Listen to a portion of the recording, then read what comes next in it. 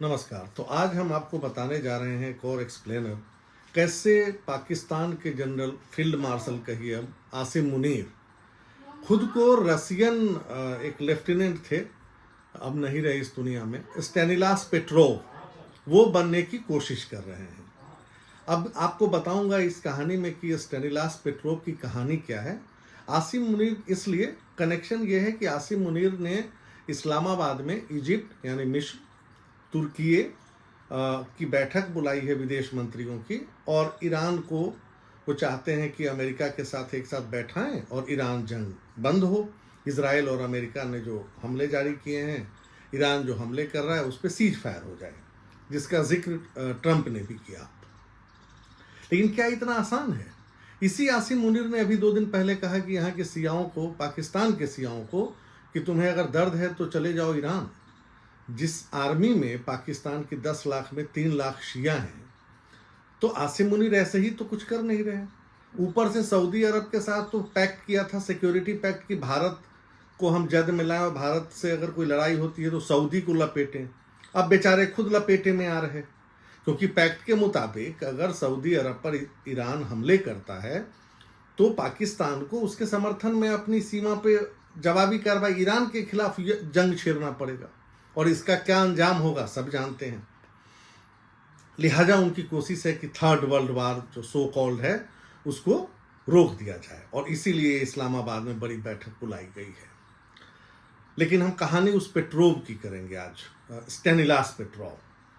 कैसे 26 सितंबर 1983 की वो शांत रात, और मास्को से लगभग 130 किलोमीटर दूर एक छोटा सा आर्मी का कैंटोनमेंट एरिया था, वो है जिसका नाम सरफुखोव या सेरुपुखोव कहें, रूसी है तो थोड़ा सा प्रोनाउंसिएशन इधर उधर। ठंड शुरू नहीं हुई थी रूस में, लिहाजा हवाएं जरूर ठंडी चल रही थी, आसमान में पूरा चांद चमक रहा था, और वो चांद बेहद खामोशी से सैन्य बेस को देख रहा था। और जो ये 26 सितंबर 1983 का दिन है, इससे ठीक 3 हफ्ते पहले सोवियत संघ ने, उस समय तो यूएसएसआर था, आज रूस है, सोवियत संघ ने दक्षिण कोरिया के एक यात्री विमान KL-007 को मार गिराया था। उसमें 269 लोग मारे गए थे। रूस का दावा था कि ये जासूसी विमान, टोही विमान था, और अमेरिका ने इसे बर्बरता बताया इस कार्रवाई को। ऑफ कोर्स जब पैसेंजर मारे जाएंगे तो यही होगा।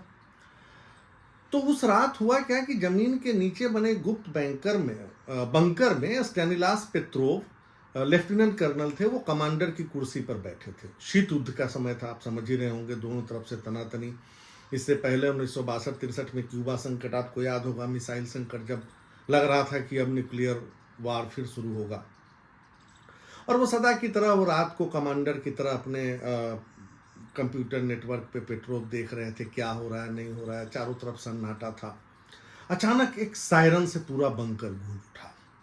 पेट्रोव की जो स्क्रीन थी वो लाल हो गई, उस पर लिखा हुआ था मिसाइल लॉन्च। उनका खून जम गया। कुछ ही सेकंड बाद एक और सिग्नल मिलता है कि कुल मिलाकर 5 परमाणु मिसाइलें अमेरिका के नॉर्थ डकोटा से सोवियत संघ की तरफ आ रही हैं। पेट्रोव ने बाद में बताया कि मुझे बस फोन, उसमें होना प्रोटोकॉल यही था कि आप फोन से तुरंत अपने सीनियर कमांडर को जानकारी देंगे। बाद में उन्होंने BBC से इंटरव्यू में कहा कि वो हिल तक नहीं पा रहे थे, और उनको लग रहा था जैसे वो किसी जलते हुए तवे पर बैठे हैं। नियम के मुताबिक तुरंत खतरे की रिपोर्ट करनी चाहिए।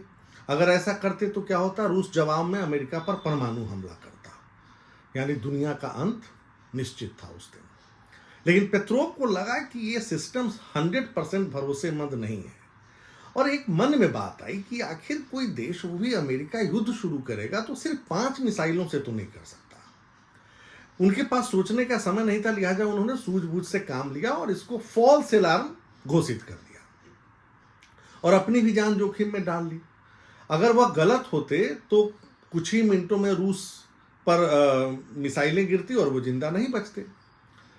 लेकिन यही अंतर होता है, उनकी रशियन आर्मी में सभी को सैनिक ट्रेनिंग मिली थी, इनको सिविलियन ट्रेनिंग भी मिली थी, तो इसलिए इनमें थोड़ा सा ये था कि प्रोटोकॉल से अलग हटकर भी सोच सकते थे।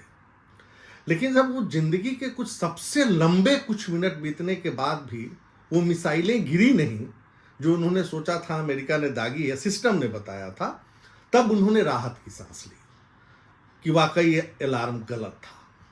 असल में हुआ ये था कि सूरज की रोशनी जब बादलों से टकराई तो सैटेलाइट के सेंसर ने उसे मिसाइल का धुआं समझ लिया, और इस छोटी सी गलती से दुनिया की तबाही हो सकती थी, आप ये समझिए, जिसको पेट्रोव ने रोक लिया।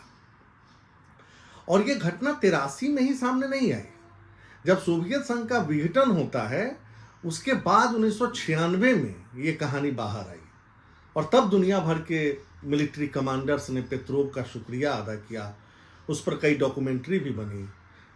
मुझे लगता है कि 2017 में एक बीमारी से 77 साल की उम्र में उनका निधन हो गया। तो खैर